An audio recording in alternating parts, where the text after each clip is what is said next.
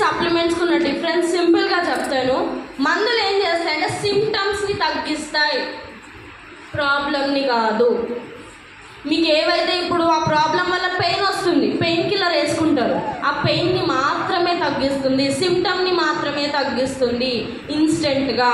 మరి సప్లిమెంట్స్ ఏం చేస్తాయి మీకు లాంగ్ రన్లో, దీర్ఘకాలంలో మనకు ఆ ప్రాబ్లం వేర్ల నుంచి మనకు ఆ ప్రాబ్లంని పర్మనెంట్గా తగ్గించడానికి సప్లిమెంట్స్ అనేవి హెల్ప్ అవుతాయి.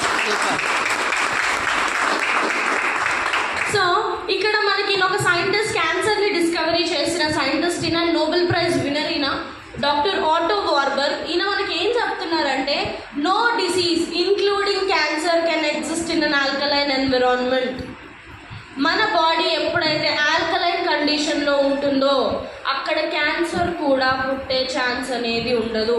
మన బాడీలో మినరల్స్ అనేవి అంత ఇంపార్టెంట్ రోల్ని ప్లే చేస్తుంది. ప్రతి సెల్ వర్క్ అవ్వాలన్నా కూడా మినరల్స్ అనేది అవసరం. సో మినరల్స్ మన బాడీలో